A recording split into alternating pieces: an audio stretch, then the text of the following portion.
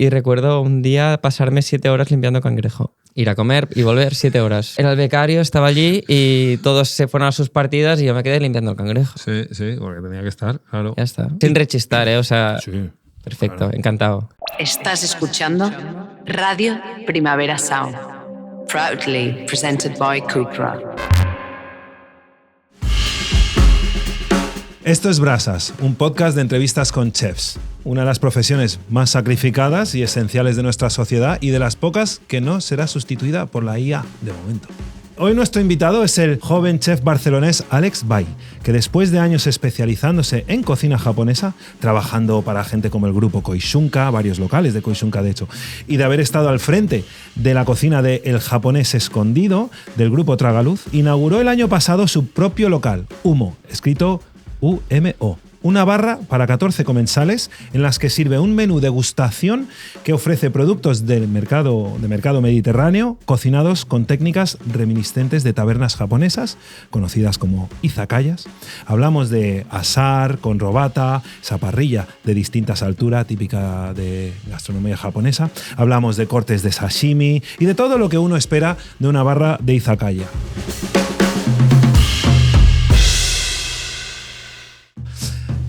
Bienvenido, Alex.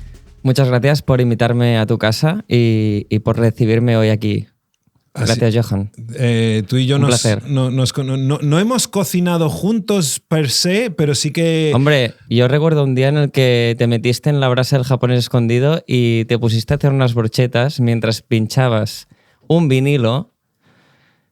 Y fue un día muy divertido. Fue cuando estaban levantando las restricciones del COVID y tus compañeros del grupo Tragaluz me invitaron para montar lo que era uno de mis asaltos, ¿no? Que era como, venga, asaltamos la taberna del Japonés Escondido, que me encantaba el espacio, tu propuesta culinaria, la robata al frente, en plena barra delante, donde todo el mundo pudiera verte a ti, manejando ahí un poco el servicio, dirigiendo el servicio, rematando. Es verdad que te propuse una brocheta de mollejas. Mollejas, me acuerdo. Con puerro. No, tú sugeriste calçot porque era temporada. Hicimos algo así, sí. Con un glaseado, típico de yakitori. Y luego, pues, la jarana del vinilo y tú hablando con tu micrófono. Entre vinilo y vinilo. Exacto. Y animando al público. Esto que se te da bien. Sí, me gustó mucho y es una fórmula que digo, ¿por qué Tragaluz no ha vuelto a...? No, siempre me están diciendo, ven a hacer más cosas, pero molaría hacer esto en Humo un día. Hombre, pues sería interesante esto. Vamos a hacerlo un domingo. Sí. Venga, un domingo así canalla. Queda grabado. Alex, no ha sido fácil coordinar esta entrevista porque tú eres un hostelero de esta nueva generación que decide operar de lunes a viernes, permitiéndote a ti y a tu equipo descanso el fin de semana, que es maravilloso. Eso es una evolución en esta profesión. Sí. Pero wow, normalmente... Los propietarios jóvenes que abren un local por primera vez, lo común es abrir todos los días a ver qué día funciona mejor y tal. ¿Qué te ayudó a tener claro el cierre el fin de semana? Bueno, claro, no sé si hubo algo claro, simplemente que cuando abrimos era junio y en el barrio donde ubicamos el restaurante Humo, pues un barrio más... residencial, que muchas de las personas que viven ahí, pues el fin de semana, en pleno junio, se van fuera, decidimos optar por abrir de lunes a viernes simplemente por la situación de la época, ¿no? Porque al principio cuando abrí pensé que lo ideal sería abrir de lunes a viernes en los veranos y en invierno cambiar el horario, ¿no? Y abrir seguramente los sábados o algún otro día que nos diera más afluencia de gente, pero habría que probarlo, ¿no? Y... no lo acabamos cambiando simplemente porque hemos ido siguiendo el día a día y al no haber nunca planteado esta situación, pues hemos seguido haciendo y hemos dicho, hostia, pues si un lunes vamos haciendo bien y un martes más o menos, siempre está la tentación de abrir un sábado, porque al final uno piensa que si abre un sábado, pues puede ser mejor que un martes. Pero bueno, si de momento hay este equilibrio, ¿no? En el que de lunes a viernes más o menos va funcionando y pues la persona que trabaja conmigo, al final, Jordi, y pues en el futuro más gente, ¿no? Y Tino, que está con nosotros en La Pica, pues tienen una calidad de vida, pues al final es ver el equilibrio, ¿no? Sí, sí. Si puede funcionar, si el personal está contento, si intentamos poder facturar para que todos puedan tener un sueldo X bien y luego compensar con la calidad de vida, ¿no? Un poco. Hay que ver si esto funciona y si se puede mantener. Esto es un poco la clave, ¿no? Pero no fue una decisión estrictamente vamos a ver de lunes a viernes por este motivo, sino que se ha generado por seguir en el día a día, ¿eh? Y no volverse a plantear, hostia, se acaba el verano, ¿qué hacemos? Es que esto me pareció revolucionario cuando vi que lo estaba haciendo Granja Elena, cuando lo empezó a hacer Ultramarinos Marín, que ahora sí que ofrecen servicios. Es que antes no daban ni servicios ni por la noche. Tú optas por dar solo servicio por las noches, exceptuando los jueves que sí dais a mediodía. Que si damos al mediodía, que de momento hemos empezado así porque me lo planteé así porque éramos dos, Jordi y yo, y pensé, vamos a abrir de menos a más. Es decir, no vamos a empezar de más a menos, porque esto sí es contraproducente. Empezamos abriendo un poco, ok, podemos, vea, un poco más y hasta donde podamos, ¿no? Hostia, si vemos que podemos abrir luego un viernes a mediodía, pero que a causa de esto hemos de contratar a alguien y otra vez vuelves a hacer números de todo, podemos contratar a alguien unas horas más y nos da, vale, pues podemos abrir un viernes a mediodía, pero al principio es con lo que tenemos, con lo que nos da, ¿qué podemos hacer? Esto. Si es que si hacemos más y hemos de estar todo el día, todas las horas y otra vez y lo perdemos todo, tampoco se trata de eso, ¿no? Se trata del equilibrio. Wow. Y de poder dar, siempre que demos el dar de comer a la gente, que podamos hacerlo, ¿no? Que no estemos por encima de lo que podemos hacer. Yo creo que esta es un poco la filosofía. Bueno, es lo que me encantó, que el día que yo pude ir, lo teníais todo muy sincronizado, al parecer, ¿no? Era como, esto es perfecto. Y siempre los de fuera decimos, ostras, pero no es lo mismo la facturación en consumo de vino, que siempre supone, jolín, la venta en una propuesta gastronómica, en un negocio, la venta de vino es un factor importante. Y uno a lo mejor no se lía tanto un lunes o un martes que tienen que funcionar al día siguiente o si tienen que llevar niños al cole que un fin de semana. Por esto está la tentativa de a veces de decir, hostia, y si abriera el fin de semana igual me iría mejor que un martes. Porque seguramente pues la gente abriría una botella de vino más o no, porque al final sí que es verdad que por las propuestas de negocio de los restaurantes muchas veces dependemos de vender botellas de vino pues para poder facturar algo más, ¿no? Claro. Y porque muchas veces el precio de la comida tiene unos límites, entre comillas, ¿no? Sí. Y depende del estilo, del concepto y de muchas cosas, tienes unos límites y también pues la ciudad en la que vivimos tiene otros límites y son ciertas cosas que al final pues tienes que jugar con poder vender otras cosas que no sean comida. Para poder facturar, para poder pagar un sueldo digno a la persona que trabaja contigo, para tú mismo poder cobrar un sueldo, ¿no? Sí, sí. Para poder pagar las facturas y para todo, pues creo que es importante eso. ¿Que sería ideal poder cobrar la comida y que con eso te dirá? Pues perfecto, pero creo que no vivimos ni en la ciudad adecuada ni es suficiente, ¿no? Entonces, sí que... ¿Cómo se llama el sushi man este de Logroño que creo que tiene 2 o 3 estrellas? Que es como un loco de que el agua que usa para el arroz que compra para el sushi. Y que tengo entendido que no vende vino en su restaurante. Dejó de vender alcohol, ni vino y creo que ni sake. Creo que solo eso, bebidas con muchas cosas, y agua. El agua que tiene pues es un agua de un manantial como muy específico. O sea, un joto y dices, wow. Vale que su menú degustación no debe de ser barato, no lo he mirado porque como nunca puedo... A ver, no estoy en esos momentos de irme a Logroño y a comer. ya llegaré, ya volverán. No, pero me pareció como wow, heavy. Bueno... Podría funcionar, ¿no? Si cobras un cierto dinero por el menú y dejas de vender vino, pues también es una opción, seguramente. Sí. Modelos de negocio, muchos.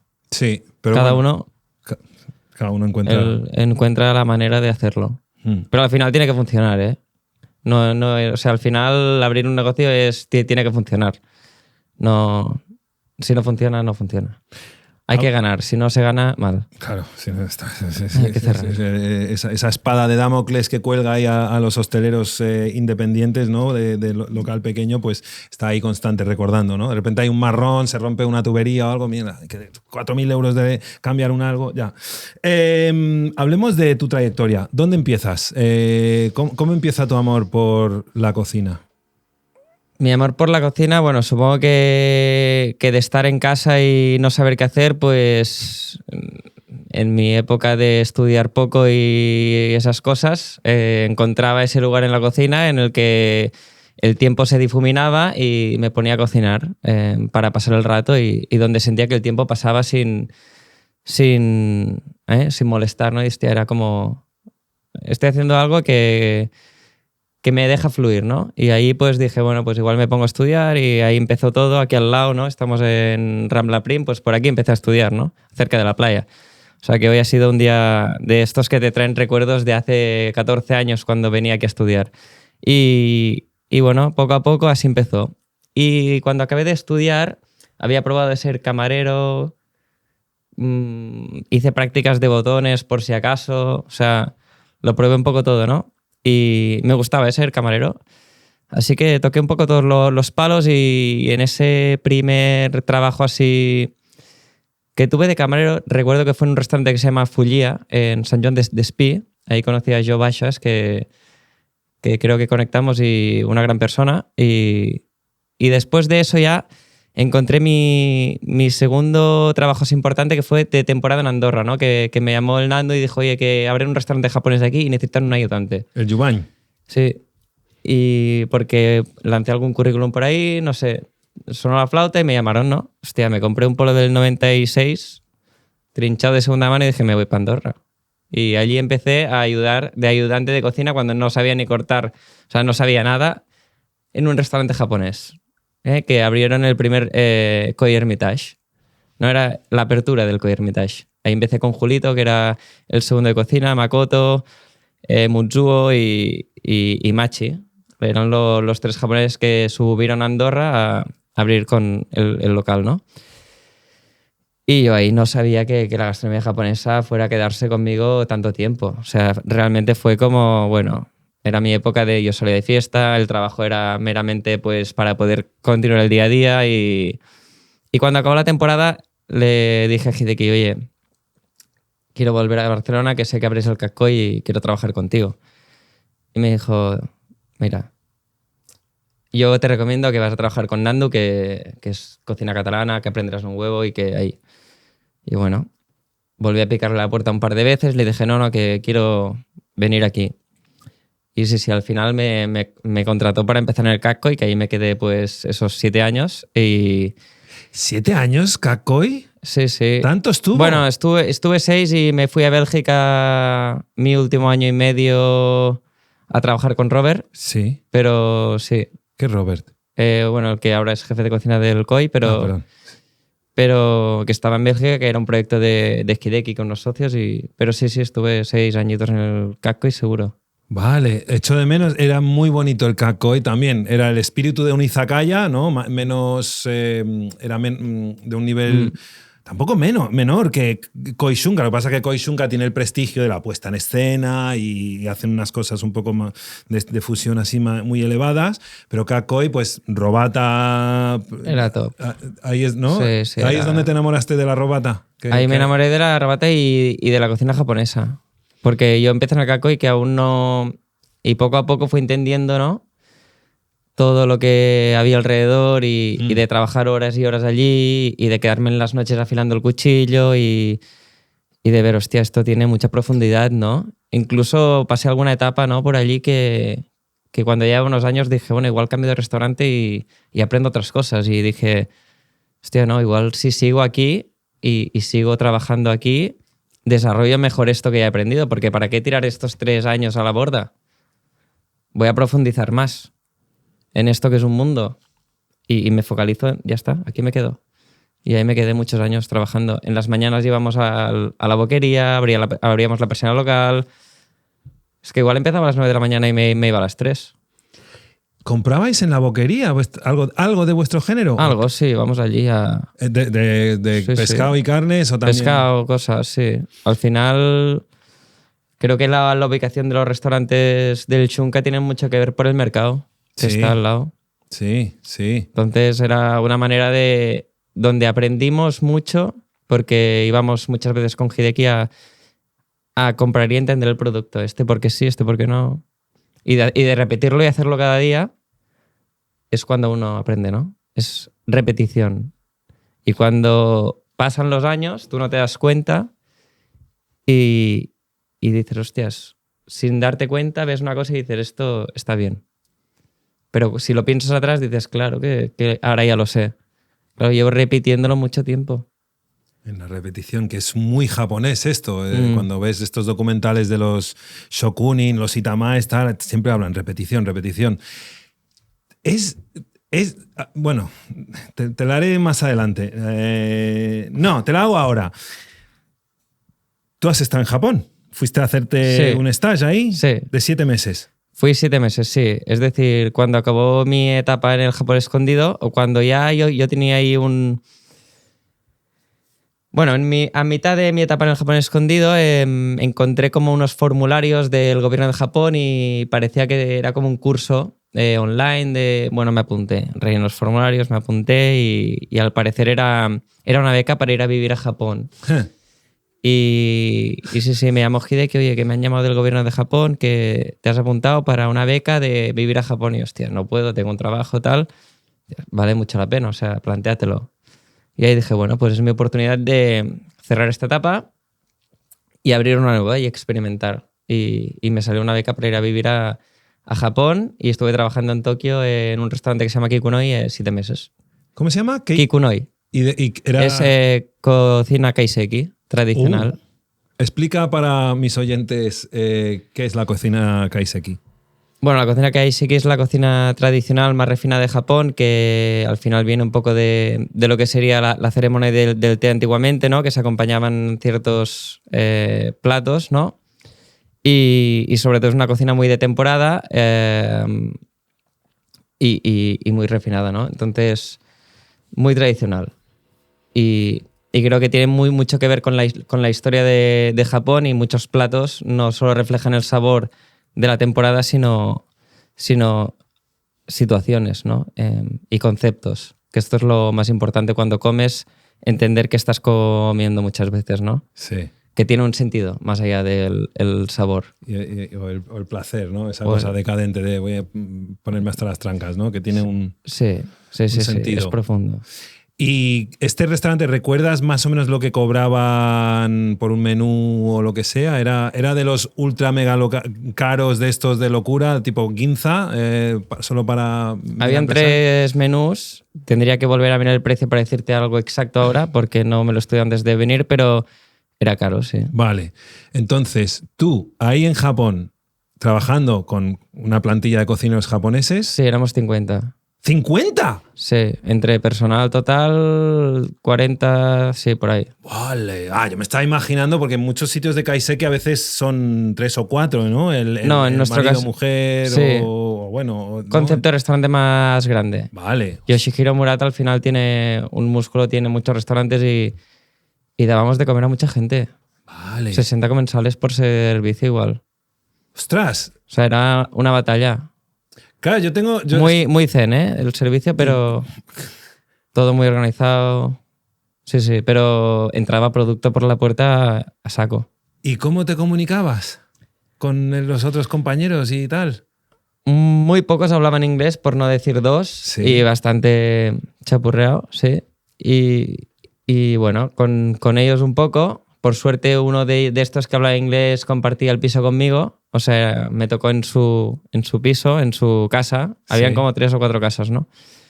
Que tenía el restaurante para los trabajadores. Y estas casas se las daban a los trabajadores del primer año hasta el 6º, si no recuerdo mal, ¿no? A partir del 6º entendían que pues porque se subía el salario y ya llevaban un tiempo, se buscaban la vida y cada uno encontraba su casa. Pero era una manera de acoger, formar al personal, ¿no? Porque al final son restaurantes de estos en los que la formación es prolongada en el tiempo, ¿no? del primer año al que llevaba 13 años trabajando, y cada año era una evolución y cada año era un paso, ¿no? A llegar más adelante. Y era como una carrera de fondo y muchos se quedaban, incluso gente joven que los veía que iban a hacer la trayectoria casi entera, de quedarse ahí a formarse y aprender. Y algunos que se quedan pues hasta siempre. Sí. Y bueno, ¿cómo me comunicaba? Al final pues muchas veces me venía uno de los que coordinaba el equipo de abajo, y aunque no entendiera o no hablara bien el inglés, se paraba, me explicaba las cosas, si no cogía el móvil y me traducía.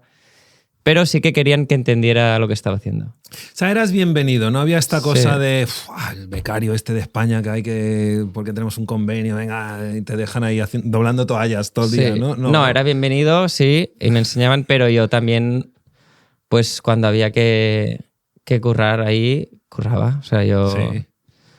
Cuando me tenían que explicar lo bueno y lo bonito me lo explicaban, pero cuando había que picar piedras se picaba. Sí. Y podían ser... O sea, que se hacían faenas de becario, como venían y me explicaban algo mágico, ¿sabes o no? Pero que cuando había que estar limpiando cangrejo en la época de cangrejo, ahí que se limpiaba, ¿eh? ¿Tienes un récord de qué tardabas por unidad? O sea, hablamos de sacarle toda la carne de las patas, sí, yo recuerdo un día que fue en invierno, era la época de invierno, el cangrejo. Estos de Hokkaido, que son como arañas. No, eran otro tipo, más pequeños. Sí, se hervía el cangrejo entero por plato, sí. Bien bonito, bien limpio, la cabeza, bueno, todo por separado, ¿no? Entonces, bueno, recuerdo que había poco personal en esa época, hubo un problema, alguno de baja, y recuerdo un día pasarme 7 horas limpiando cangrejo. Dios.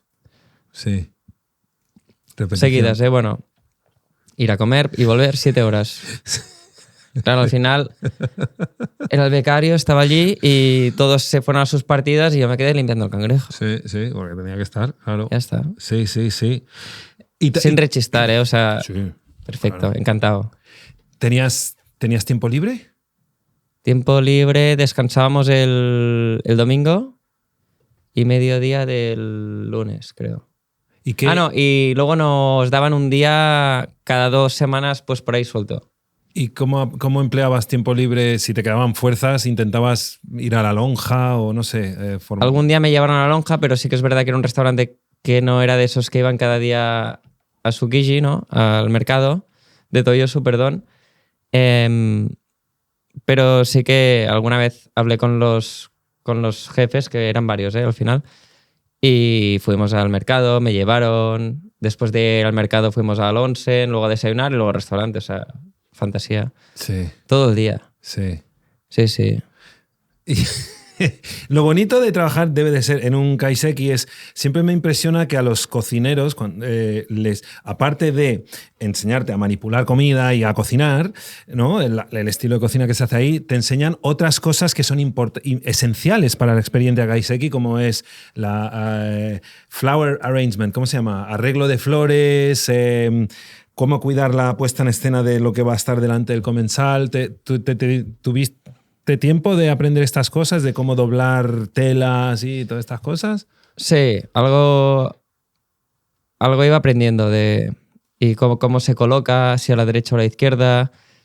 Y sí que se arreglaban pues, las plantas y ciertas flores en función de la temporada, y sobre todo para el plato del Hasun, que normalmente era el segundo, ¿no? En Kikunoi. Hasun, pues era el plato que reflejaba la temporada, eran como varios aperitivos en un solo plato, con algún arreglo floral o incluso con forma de flor, pero que igual era algo comestible, ¿no? Como la hoja del Ginnan.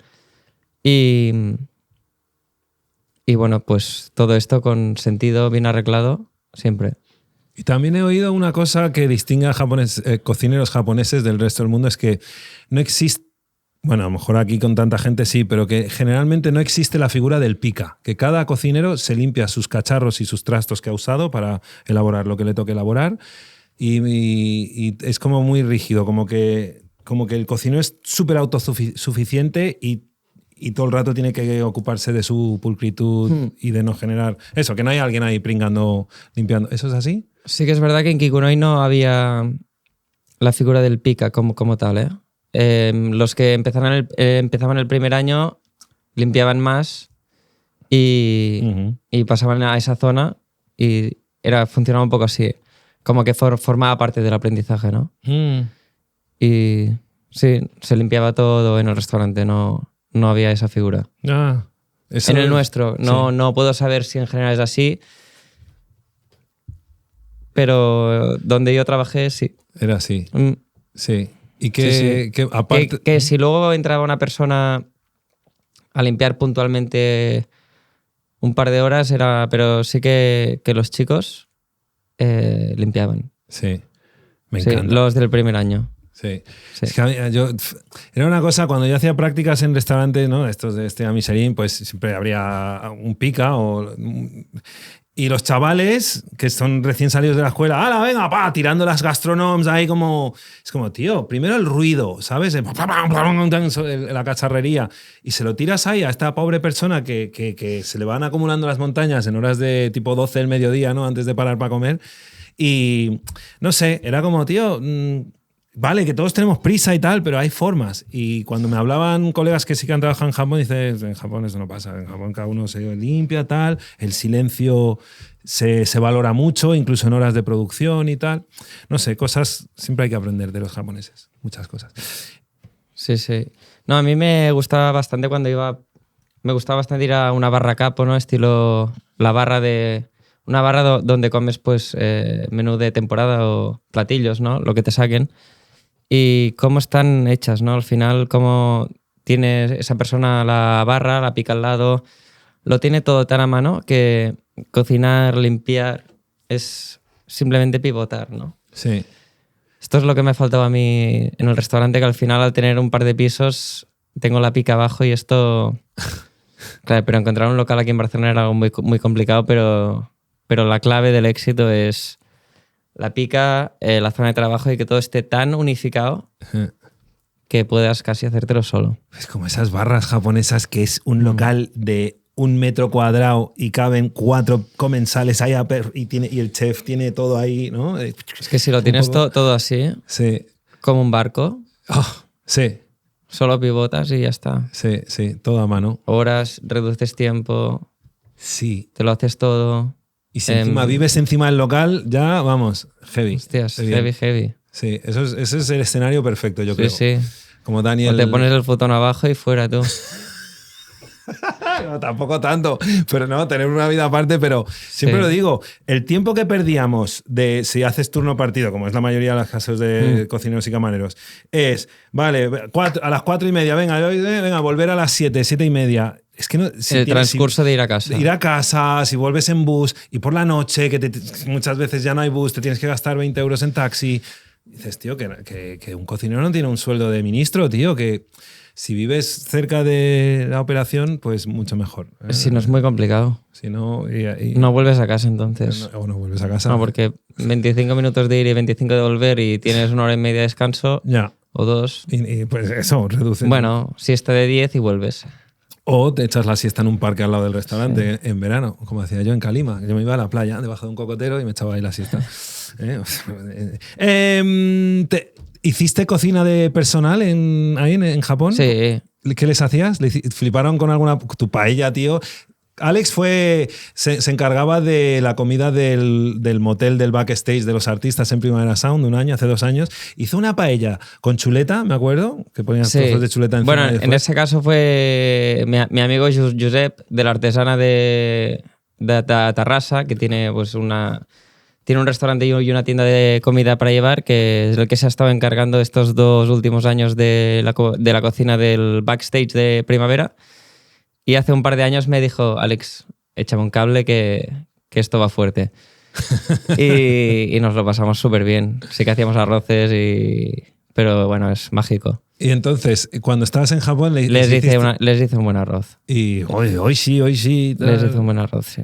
Y lo disfrutaron. Pero sobre todo la comida personal era comida que hacían para aprender pues comidas de allí, ¿no? O lo que les apetecía, pero tenían como unas pautas, ¿no?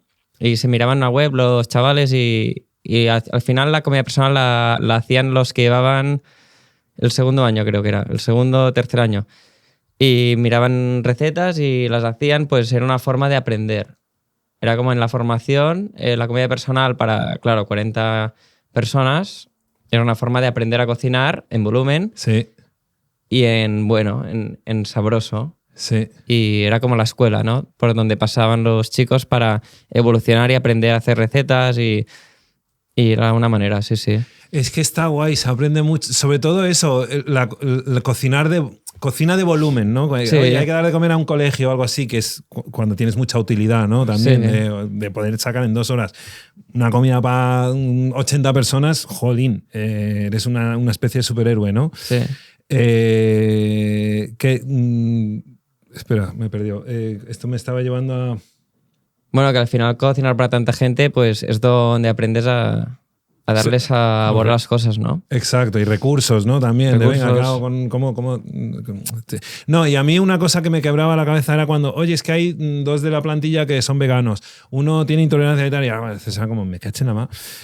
Y a veces era, pues, ¿sabes qué? Voy a hacer verduras al vapor, sin mezclar, sin salsas ni nada, arroz blanco y tal, y que cada uno se haga su propia aventura. Y a veces esto me curaba de espanto. ¿Eso te pasó que tenías...? En Jeta, tío, sí. Y me volvía loco porque era como, me metían...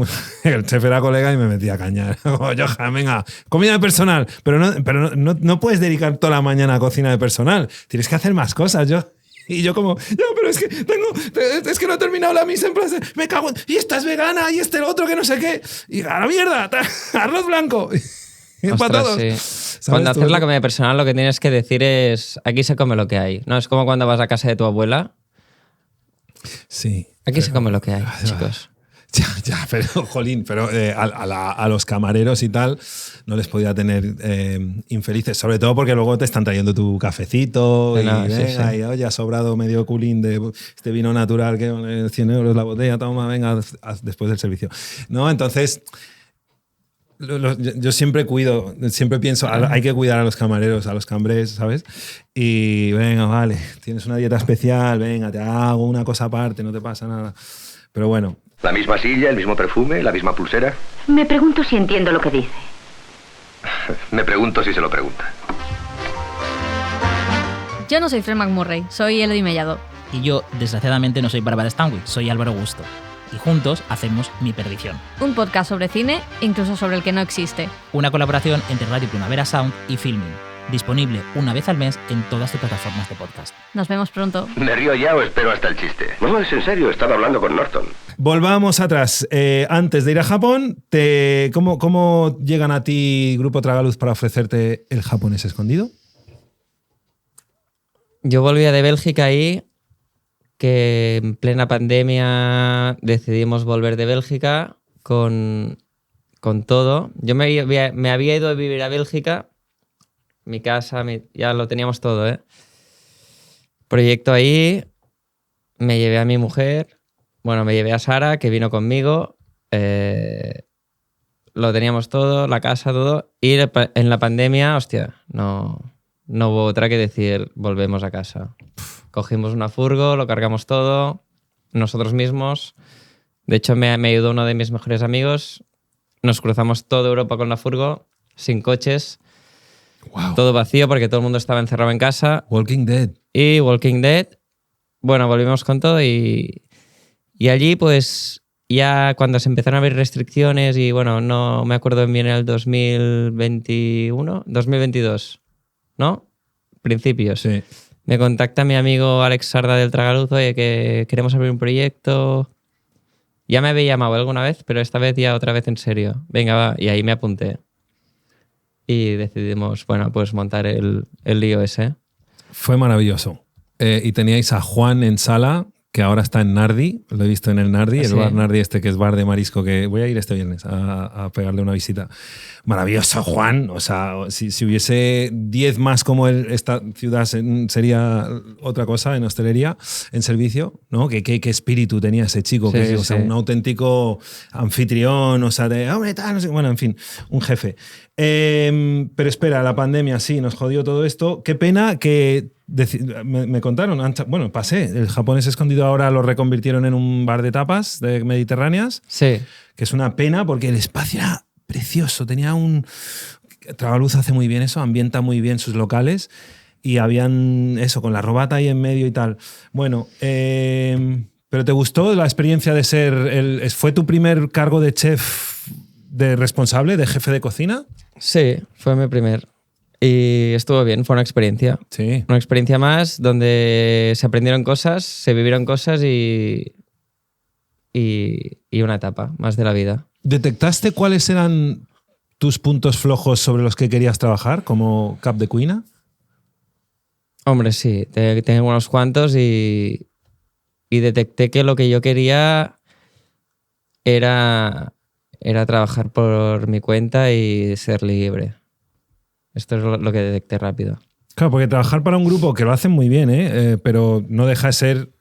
Tenías muchos jefes, ¿no? Como quien dice, ¿no? Es un grupo muy grande, hay muchas personas que tienen voz ejecutiva, ¿no? Sí. Y claro, el chef en estas circunstancias, ¿no? Claro, te pueden apretar, ¿no? A lo mejor en cosas. Sí, bueno, siempre en la vida hay sitios por donde te apretan, ¿no? Si no son los jefes, es el banco o donde Sí. estés siempre hay algo, ¿no?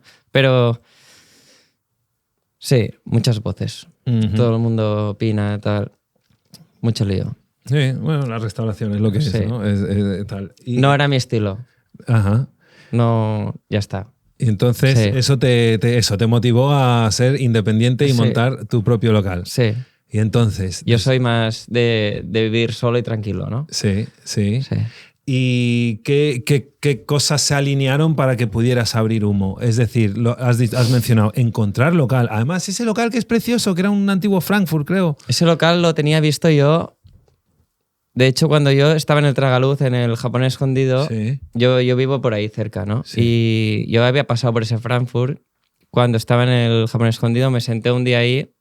No gosé comer porque, bueno, no entraremos en detalles, pero hablé con el tío y le dije, oye, me interesa este local. En ese momento que yo no sabía ni que quería abrir un restaurante, o sea, no, por curiosidad, ¿no? Y fue el primer local que vi. Y luego al volver de Japón empecé a buscar locales, sabía que había pero quise ver más opciones. Y luego al final otra vez acabé en que era el primero que había visto. Después de casi un año buscando locales, volví a acabar ahí.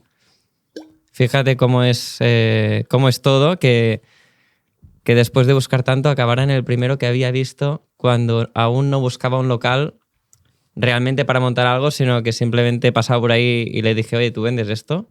Por curiosidad. Acabé otra vez ahí, ¿no? Pues supongo que era el destino. Sí. Y ahí vuelve a estar esa robata que ya empieza a ser símbolo de tu cocina, porque estabas en Kakoi con la robata, la pusiste al frente del Japón. ¿Eso fue decisión tuya? Oye, ponerme la robata aquí en medio, en la barra, cuando estabas en Japonés Escondido. Sí, sí. Sí, cuando yo entré ahí, Ponte la robata, sí que es ponla verdad atrás. que marqué cosas que dije, esto es así o así, o no hay opción. Es que es mola, porque ahora que todo el mundo tiene interés por la cocina y el show cooking y todo esto, pues es una presencia y normalmente dices, a ver, pero ya tiene que estar con la salida de humos, atrás y tal, y es como, no, ahí al frente. Me encantó esa decisión y ahora ahí la tenemos, la robata. ¿Qué es lo que te gusta de la robata comparada con otras formas de parrilla? Bueno, lo que me gusta es que es cómoda porque te permite poder hacer distintos tipos de asado, ¿no? Desde baja temperatura a calor directo. Y al final, pues si cocinamos sin sistemas así muy técnicos, pues puedes cocinar al directo y al momento, pues baja temperatura muy tranquilamente durante mucho rato, pero lo has hecho en la parrilla, sin necesitar de hacer otras historias, ¿no? Te permite jugar mucho, te permite hacer un producto a un calor más indirecto, que al final cada vez más forma parte de una cocina que voy entendiendo poco a poco, ¿no? Incluso retirar un poco el maillar de las cosas y dejarlas en un punto de cocción menos mayorizado. Simplemente un cocinado muy, muy tenue, pero muy arriba, muy ahumado. Y esto, una forma de cocinar que te permite jugar. Te permite hacerlo todo, ¿no? Sí. Y te permite la comodidad de apoyar arriba, de jugar en ese espacio. Sí. Sin tener que quitarlo del fuego y dejarlo en la mesa de trabajo, ¿no? También. Al final, ese espacio Sí. que va hacia arriba y no hacia los lados. Y- También por espacio y comodidad es útil. Y siempre tienes tu vaporizador, el flush flush, ¿no? Que siempre es como, ¿qué tenéis ahí? Y en el Kakoi... esto es... Antes, cuando me he quedado blanqueado, cuando estabas en el Kakoi coincidiste con Jaume March, mi ex compañero en Bellart, gran persona, propietario, operador, chef de Casa March, creo que se llama, que está en Tarrasa. Correctamente. Tarrasa, no, Tarragona. ¿Qué coño Tarrasa? ¿Tarrasa o Y vamos a Tarragona? hablar luego de él, que ha sido mi maestro durante mucho tiempo, ¿no? Wow, pues... Bueno, durante mi estancia en Gakkoy. Sí, claro. Sí. Todos esos años, claro. Jaume fue compañero mío de aulas, ¿vale? Y dije, guau, este tío es un crack. Es muy, muy gracioso, un personaje. Y de repente él entra en el grupo de Koizunka y se hace mano derecha de Hideki, Sí. ¿no? Sobre todo con el rollo de ayudarle a hacer ponencias, hacer de traductor catalán-castellano. Hideki habla muy bien el castellano, el catalán, no sé cómo anda, pero bueno, el Jaume ahí se convierte en su brazo derecho y abre Kakoi y te tiene a ti. Entonces, ¿qué destacas de tus tiempos con Jaume? Una experiencia única, sin duda alguna. Épocas duras, ha habido de todo. Risas, muchas cosas. Sí. Sí, de todo. ¿Has podido ir a comer a su Por lugar? supuesto, ¿Y él al Por tuyo? por supuesto. ¿Hideki ha ido a comer a Humo? También. Oh, me hace muy feliz, porque luego me entero de algunos chefs que sus aprendices abren y luego no ha encontrado el tiempo, no ha ido porque está... Y qué guay, ¿ha ido? ¿Le gustó Humo? Sí. Yo a Jaume, cuando él abrió, me acuerdo que era en verano, en sus fiestas del pueblo casi, que recuerdo. Sí. Y fui allí a ayudarle ese fin de semana pues a pelar, a cocinar un poco y a volver a encontrarnos y a hablar de la vida. Sí. Y fue mágico, me quedé en su casa, me quedé a dormir allí, me di de comer su menú y volví a Barcelona encantado. Sí. Ahora tengo que encontrar otra vez el momento de volverle a visitar, pero Sí. sentado en su mesa y luego ya nos iremos a tomar algo por el pueblo, Sí. que seguro que será así. Un grande y gran padre. ¿Y te pusiste nervioso cuando vino Hideki al Humo? Sí, la primera vez sí, porque fue el día que abríamos, ¡Oh! o el segundo, El no primero, recuerdo el mal. segundo. ¡Wow! Qué bueno, Hideki. Sí, vino con Robert y era... Hostia, primer día probando los platos, ¿sabes? Ya nos equivocamos de salsa, la salsa de un plato se gastó en otro, entonces un plato desapareció el menú, hostia, fue desastre, pero estuvo muy bien. Claro, él no se da cuenta. El comensal no se da cuenta, eso No, pasa no, bien. pero bueno. Pero tú ahí con tu planning. Y luego volvió otra vez al cabo de unos meses y ese día estuvo mejor, pero muy bien, muy contento. Qué bueno, tío. Eso dice muy buenas cosas de él. ¿Qué tal él como jefe? Es claro, como siempre vemos a Hideki cuando va al programa de Nando Yubañ o algo, siempre es Hideki muy bromista, muy tal. Sí. Pero ostras, el tío tiene un imperio y no se levanta un imperio siendo medio empanado, ¿no? O sea, tienes que ser un poco... Bueno, hace falta ser un poco general para levantar eso y tener a tantos equipos funcionando y tal. ¿Qué destacas de... ¿Qué aprendiste de él? ¿Qué crees que se ha implantado en ti, en tu forma de ser chef? Buena pregunta. No, ¿qué aprendí? Hombre, aprendí que los números son importantes, que cualquier detalle cuenta y que una cosa que me marcó mucho, entre otras muchas, porque hay muchas, fue que ahorrar a veces es más importante que facturar un poco más.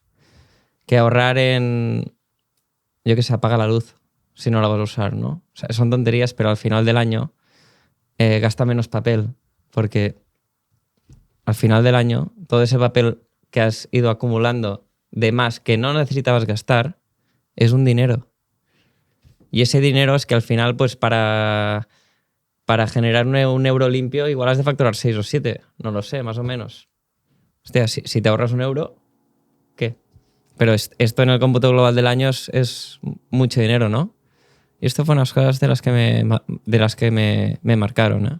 Era muy, muy estricto con eso. Sí.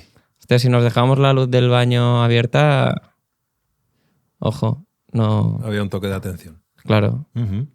Wow. Tenía sus maneras de llevar a tanto personal. O sea, no, las cosas no son gratis, ¿no? Ya.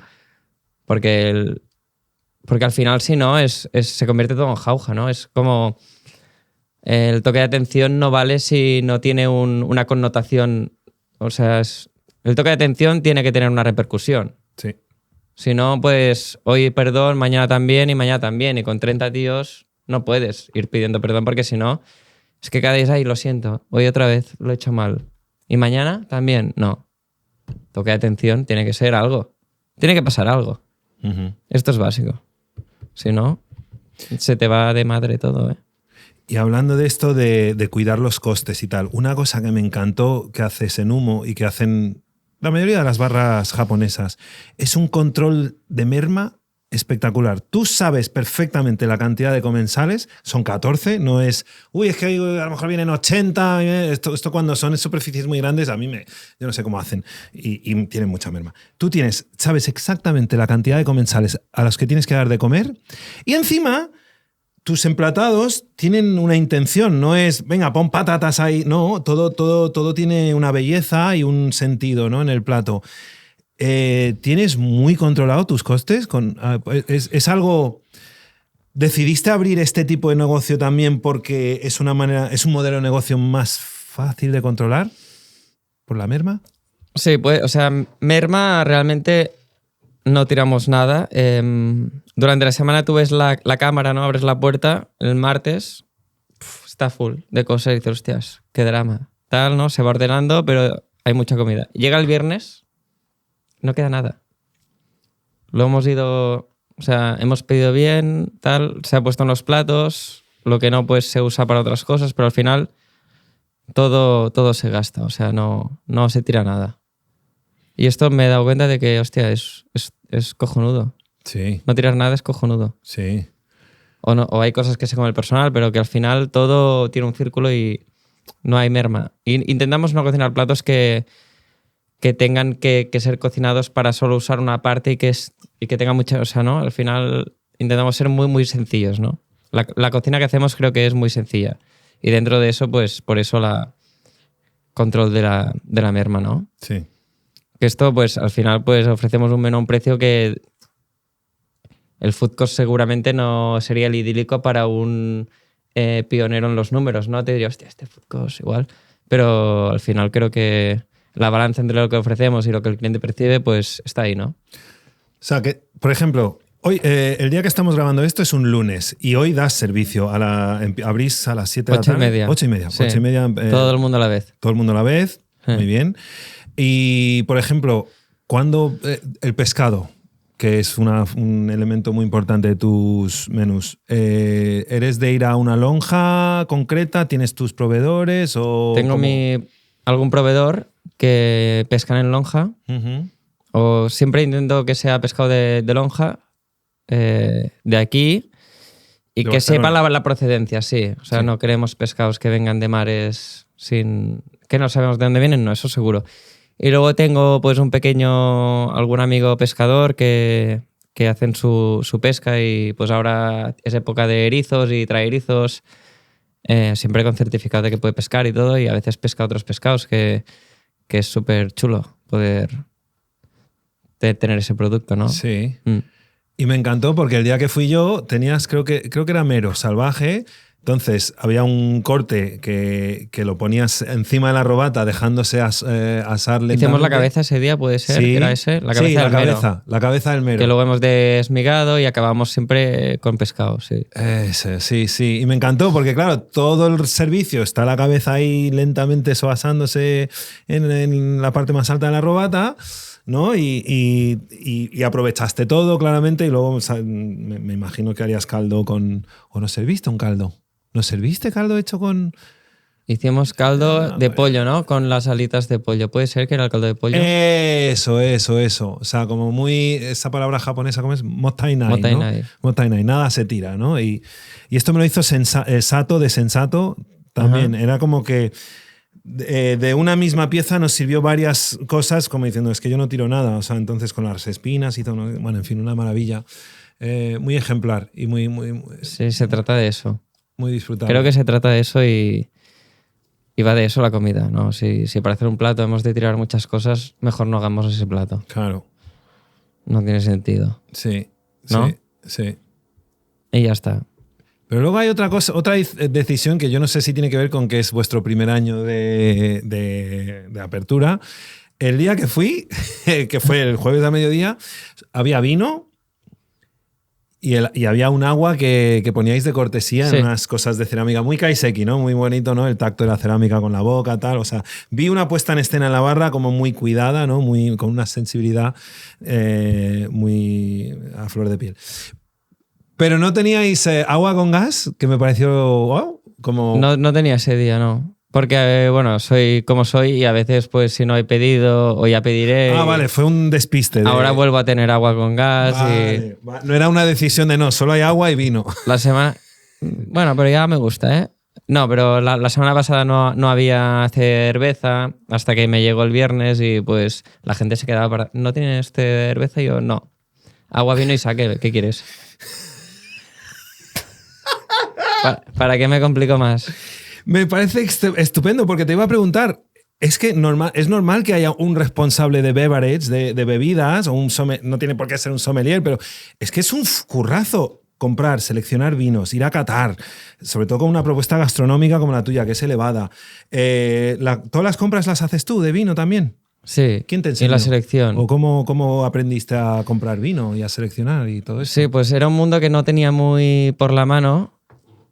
Sí que me gusta el vino, pero cuando empecé, pues por suerte y gracias a algún distribuidor, pues que me han echado la mano y han venido a catar conmigo y me han ido enseñando, pues fue algo que cuando abrí el local dije, hostia, tengo que aprender de esto.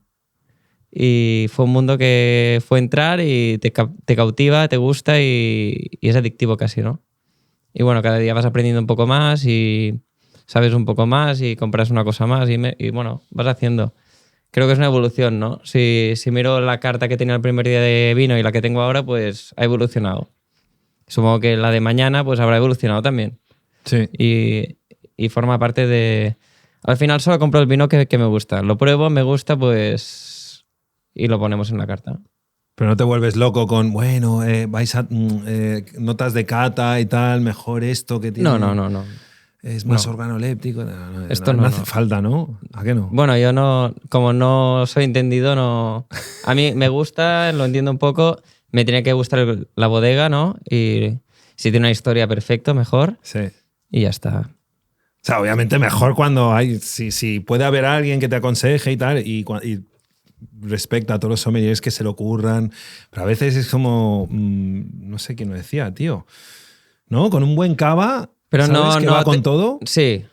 A mí me gusta pues que la gente se disfrute el abrir la botella y disfrutar esa botella, ¿no? Que al final el hecho de disfrutar la botella es amor por la persona que haya elaborado ese vino, ¿sabes? Yo me compro esa botella y la disfruto. Hostia, me la acabo entera y es como, wow. Por eso tampoco tengo tantos vinos a copos abiertos porque no tengo la capacidad.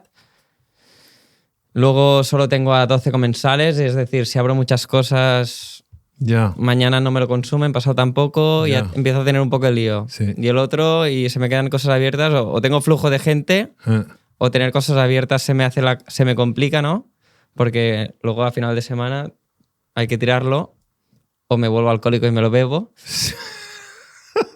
No, pero es verdad, ¿eh? Es verdad, y es al un final he pensado, peligro. ostras, disfruta la botella, ¿no? Es como un, ok, me la compro y me la bebo y disfruto y es como darle un honor a esa botella, ¿no? Sí. Por eso también intento comprar botellas que tengan algo de especial, ¿no? Sí. Tengo un poco de todo, ¿no? Pero algunas que cuando te la compres digas, hostias, que tenga ese valor.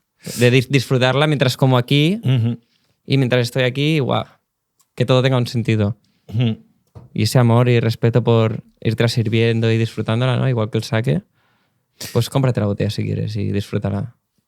Pero ves, los japoneses son muy listos, ¿no? ¿Cuántos saques encuentras en formato Benjamín o 33 centilitros? La botella chiquita, ¿no? Claro, comercialmente esto es guay porque en muchos restaurantes japoneses dices, ostras, que bueno, el sake tiene más graduación, pero con una botellita ya me va bien, ¿sabes? Sí. Pero bueno, el sake es verdad que lo puedes abrir y te aguanta. Y aguanta, no pasa nada. Sí. Te pongo una jarrita y está perfecta, o sea, no... Sí. El tema del vino ahí... Pero es que yo cuando le digo a amigos míos viticultores o productores de vino, digo, tío, ¿por qué no te marcas una y sacas un formato Benjamín de tu vino natural y tal? ¿Qué dices, tío? Digo, en lata, ¿no? ¿Y quieres que lo saque en lata? Y yo, no, en lata tampoco, pero siempre hay esa cosa de, ostras, es que es un martes, tengo cosas que hacer, una botella... ¿sabes? No te la pides. Igual es por buena eso. esa botella el martes, porque mañana igual fluyes mejor, nunca se sabe. Sí, yo creo que sí. ¿No? Pero cuando eres como yo, que te gusta mucho el vino, nunca es una copa, siempre acaban siendo 4. Y todo lo que dices tú, cada día esto es una costumbre que mejor tenerla. Además, en el tema del vino, creo que no soy muy entendido, pero cuanto más grande la botella, mejor, ¿no? Supongo para guardas y tal. Entonces, supongo que gente que haga buenos vinos, el tema de las botellas pequeñas y eso. No es... Ya, es como antirromántico y tal. Sí. Pero comercialmente, el Es que lo haga antirromántico. guay, con todo esto de las etiquetas hipsters y tal, y un vino natural que, yo qué sé, que sea de estos un poco batalleros, pero que molen. Para todo ese. Tío, es que ha bajado la edad de consumo. De entusiastas del vino natural, ves a mucho veinteañero con sus reels y tal, poniendo interés. Esto antes no lo había con el vino. Yo no lo veía. Habría 4 frikis de 20 años que o eran hijos de vinateros. Me estoy yendo por las ramas. Esto es otra conversación. Has participado en el concurso de mejor maestro, mejor sushiman, concurso de Itamae que organiza Balfegó. Creo que lo organizan cada año. La del año pasado estabas tú concursando. La del... Cuando estaba en el Japón escondido, eso que era... Que lo hacían ahí, en donde... En Madrid, no. No, donde... El año que lo hicieron aquí, donde suelen hacer la música del Vi, el el edificio... del mar, aquí al lado. Eso, sí. Eso. Te presentaste... Allí hablaba sobre el tema del arroz, ¿no? La importancia del arroz y la cocción del arroz en una olla de barro. Y ahí, ¿vale? O sea, no participé como concursante, sino que ¿Viste hacía... una ponencia? Bueno, habían como pequeños stands, ¿no? Y cada uno podía ir al stand y disfrutar de cada stand, y cada uno en el stand pues hacía sus cosas. Habían desde los cuchillos hasta... Sí, los de Yo tenía al Minari. lado una persona que hacía algo de cocina kaiseki, si no recuerdo mal.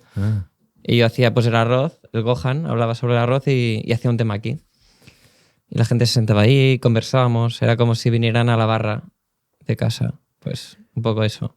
Y mi pregunta, cuando ves estos documentales como Jiro Dreams of Sushi y tal, es muy bonito esto de dedicar tu vida entera a la búsqueda de la perfección y tal, pero cuando yo veo estos sitios donde entras de aprendiz en una barra de sushi y te tienen 10 años solo cocinando arroz, porque hasta que no cumplas 10 años no estás listo para pasar al siguiente nivel, que es masajear tentáculos de pulpo. ¿Cómo lo ves? ¿Es necesario? Obviamente, bienvenida sea la persecución de la excelencia, ¿eh? Pero ¿es necesario? Están un poco locos. No, yo creo que sin saber si al final hablar de cada cultura y generalizar en ciertos aspectos, yo creo que todas las culturas tienen de todo y en todos los países pasa de todo y hay de todo. Es decir, ni allí son más guapos ni aquí somos más divertidos. O sea, ¿no? Cada país tiene lo suyo y supongo que son balanzas, ¿no? Entonces, al final, como cada sitio hará su manera de hacer y en su manera de hacer, pues supongo que encontrarán el equilibrio y la gente entenderá pues por qué hacen las cosas así y por qué se quieren quedar haciendo las cosas así y si les compensa. Y yo creo que cada casa es un mundo y que cada uno se sienta libre de si le compensa estar en esa casa donde se hacen esas cosas o donde se siguen esas maneras de hacer, pues a cada uno le compensará en función de de si le funciona, yo creo, ¿no? Ujú. No sé si te he contestado o Sí. o nos hemos acercado a... Pero bueno, yo lo que creo es que a cada uno... Lo que a cada uno le sienta que está bien para él, ¿no? Yo en mi caso seguramente podría haber sido esa persona. Que me hubiera pasado 10 años y luego haber podido... No he encontrado ese sitio, no lo conozco, pero si existía y lo hubiera encontrado, igual me hubiera quedado ahí. Pero Has abierto el propio tuyo. sí, Humo. y me he formado en Barcelona, así que no, Sí. no sé si... No sé si ha sido una respuesta, pero eso... Pues no, ya que, por ejemplo, ¿tú has encontrado tu manera perfecta de hacer arroz o todavía estás buscando la perfección? Y seguramente aún la estoy buscando. Nunca la tendré. Porque has dicho lo de... Y tendré una evolución y cada día pues iré evolucionando. Sí. La perfecta no sé si la encontraré. Pero has encontrado una marca que te gusta, que no te defrauda, que tiene constancia. Sí. Te Yo le compro el arroz a un proveedor francés y le compro 3 variedades y me hago una mezcla que de momento me funciona, pero es posible que mañana la cambie porque ahora me funciona esta porque no me he atrevido a probar otra. Pero bueno, es posible que mañana la cambie y vaya perfeccionándola, ¿no? Y creo que es la gracia. Perfeccionar cada día. Sí. Y has mencionado lo del el recipiente que sea de cerámica. ¿Usas tú cerámica o te va bien los rice cookers estos Me encantaría usar cerámica, pero la olla de cerámica que me compré en Japón era de un par de tazas. Esos son 300 gramos. Casi 400 y no me da para el servicio. Ya, pero sí, me encantaría. Lo haría más romántico aún y se nota en la cocción del arroz. Porque al final lo que hacemos en la cocción del arroz es yo lo dejo hidratando 1 hora, ¿no? Para luego poderlo cocinar con menos agua de la cantidad de arroz y que la explosión y que el grano se abra de una forma distinta y se cocine mejor y que los granos queden más uniformes y luego me absorba mejor el vinagre, bueno. Ah. Y hostia, en olla de barrio, pues en olla de barro sería cojonudo. ¿Eres muy maniático con el vinagre? ¿Qué tipo de vinagre consigues tú para tu cocina? Pues... Sobre todo para tu arroz. Sí, voy cambiando, porque he ido probando cosas, pero lo hago con una mezcla de un par de vinagres de vino distintos. Azúcar japonés, que es un azúcar con un grano más fino, así se disuelve mejor y endulza un poco menos. Y así que uso bastante poco azúcar porque ya con la mezcla de arroces sale muy dulce. El arroz, o sea, tiene una profundidad interesante. Y sal. Y bueno, he ido cambiando. A veces pues cambio el vinagre para probar a ver hoy qué tal. Vuelvo atrás y ir probando cada día. Hasta que un día dices, hoy está mejor, vale, me quedo aquí un tiempo. Ajá. La evolución. Tío, ¿cuál es el secreto? Yo no consigo hacer nigiris, tío, sin que mi mano parezca la fiesta del grano de arroz repartido por todas partes, mojando todo el rato. ¿Esto qué es? Práctica. Repetición. Repetición hasta sí, que... y tenerlo que hacer en el día a día. En el día a día y rápido. Y mojarte la mano con vinagre, es importante. Amigo. ¿Mezcla de agua y vinagre o...? Sí, o vinagre puro. Pero, se te arruga la mano, ¿no? No, no hay peligro de dar demasiado sabor de vinagre. Vale, agua y vinagre. Cada uno encuentra su proporción ahí. Ok. Pero si solo pones agua, le quitas el sabor al vinagre. Y no mola. Vale. Es que, tío, voy a hacer nigiri en casa y es que acaba teniendo arroz hasta en el pelo y tal y dices, tío, ¿qué ha pasado? Y cuando llevas mucho tiempo ya casi no te mojas la mano. O sea, te la mojas por eso, con un poco de vinagre fuera. ¡Wow! Pues claro, aceite nunca. No. Para que no resbale, ¿sabes? Para que no se pegue. Es que es pegajoso el cabrón del arroz. Con lo que me gusta. Hemos hablado de Jaume, hemos hablado... ¿Qué planes tienes? Has dicho, ¿no? Que estáis viendo sobre la marcha y tal. Obviamente, pues me imagino que a lo mejor querréis abrir más turnos de mediodía o a lo mejor sábados. Aparte de eso, ¿cómo te gustaría que creciese Humo?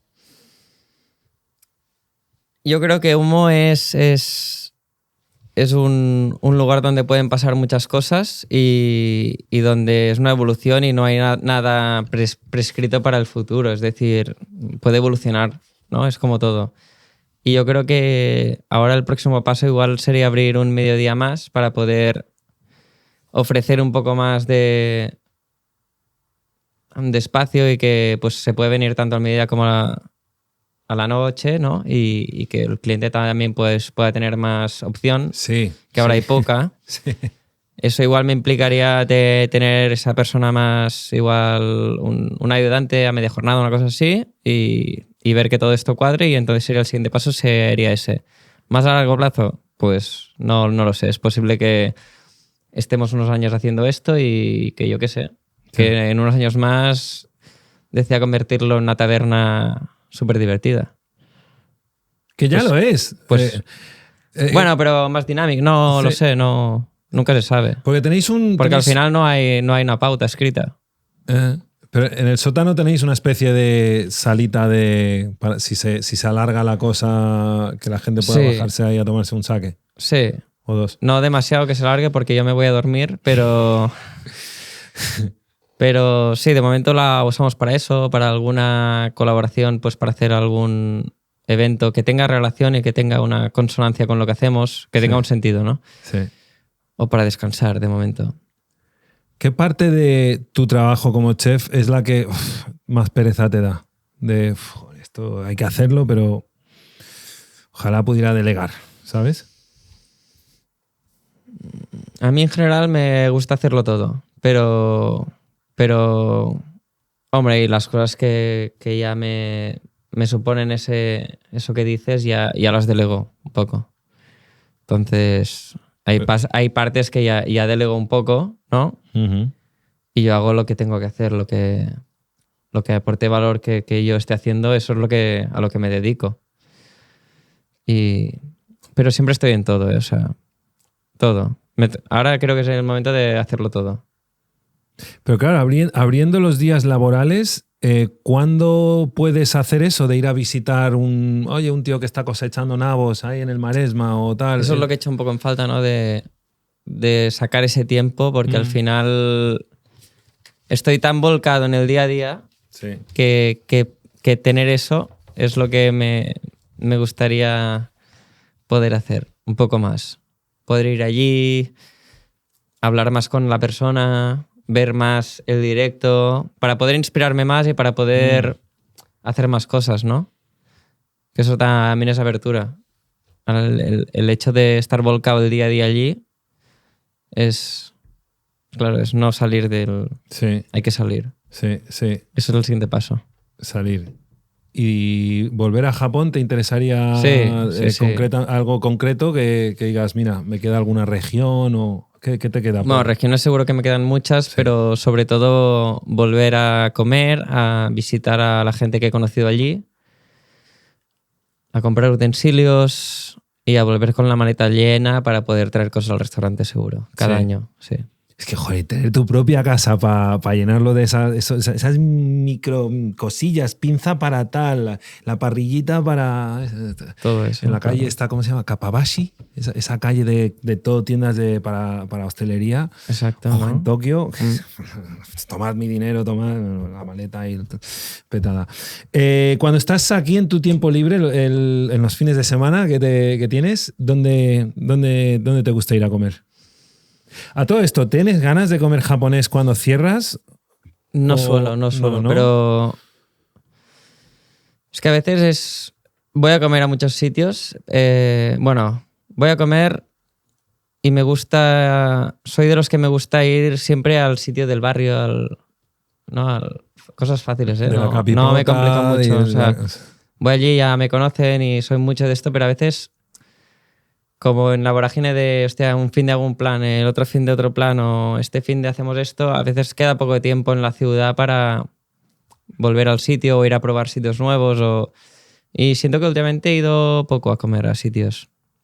Entre una cosa u otra, ahora las navidades, el trabajo y esto, me ha faltado ir a comer a sitios. Pero bueno, sitios hay muchos en Barcelona, muy buenos, y donde se disfruta un montón. Y por no decirte uno y quedarme solo con ese, pues te diría muchos. Bueno, el último que te haya sorprendido para bien, en plan, wow, El gusta último que me ha mucho. sorprendido para bien. Pues estuve últimamente que llevé a mi madre a comer, fui al club. Ah, Sí, mira, que no había ido desde que habían abierto y Sí. me encantó. Pero bueno, en este último año he ido a muchos que me han encantado y ya te digo, tampoco quiero de decir nombres porque es que alguno me dejaré Ya. y me sabrá fatal, pero Sí. he ido al Guinan, al Directa, al Deliri, al Franca. Voy mucho al Monochrome, que está al lado de mi casa y Ujú. lo que te digo, el del barrio. Es Sí. que a veces voy allí, pues es que está al lado de mi casa. Está lo de casa, sí. Bebo un vino, hay buena comida. Sí, ¿no? mola mucho Monochrome. Y muchos más, Sí. pero ya te digo, soy muy fácil. No tengo secretos. Sí, si está bueno, está bueno. Sí, está bueno. Pues enhorabuena por haberte lanzado a ser tu propio jefe, digamos, a montar tu local. Es maravilloso, lo recomiendo muchísimo. 14 comensales, siempre se generan sinergias ahí. Al cabo del tercer pase ya estás ahí haciéndote amigos, ¿no? ¿Has visto cosas bonitas? ¿Has visto Sí. amor? Surge. No, eso no me ha tocado. Pero sí, es divertido. Sí. Cada día es un día nuevo. Y cada día es un día diferente, así que, Sí, que cada día es irrepetible, ¿no? sí. Yo lo que digo siempre es cada día es único y irrepetible, así que no sabemos lo que pasará mañana. Sí. Yeah. Bueno, pues recuérdanos, la dirección de Humo es... Es la calle Reus número 25 y ahí estamos en una pequeña esquina donde en la noche pasan pocos coches y estamos muy tranquilos. Y eso, del lunes a viernes de 8:30 en adelante, ¿solo un turno? Solo un turno y, ¿Solo un turno por y día? sin prisa. Y sin prisa, y los jueves abiertos al mediodía y en un futuro quizás más servicios. Exacto. El otro día fue a cenar a comer al Pompa, el viernes pasado. Pompa. Sí, en la calle Seneca, muy bueno. Estos los mismos de Verbena, puede Sí. ser. Sí. Como, que es incluso más gastronómico aún o más casual, no me acuerdo el orden de... Bueno, yo creo que Bueno. más o menos no, se parece bastante la oferta, Sí. yo creo, si no me equivoco, y me encantó. Pero lo que te digo, hay muchos sitios Sí. muy buenos. Sí, Y si te dijera todos los sitios que me encantan, luego te dejamos una lista sí. porque hay mucha gente que lo hace muy bien. Venga, haremos esto para redes, hacemos otro microformato. Muchísimas gracias, Alex Bay, enhorabuena, ganas de volver a Humo. Muchas gracias a ti por invitarme a tu casa. No tengo saque. Bueno, Pero ya nos lo tomaremos el próximo día. No, te tomo la palabra para venir a hacer unos pinchos a casa y cambiaré y traeré un micro. Bueno, igual no hace falta porque es muy pequeño el Es muy espacio. pequeño, igual yo Igual sin proyecto micro bien. ya proyectas bien. Hacemos.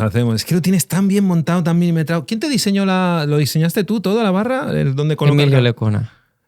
¡Emilio! Sarauta a Emilio por segunda vez, ¿eh? Nos metió en una pequeña polémica sin tal. Y es un hombre con muy buen gusto y lo hace muy bien, Saraut. Pues eso, lo dicho. Nos vemos. Muchas pronto. gracias. Gracias, Alex.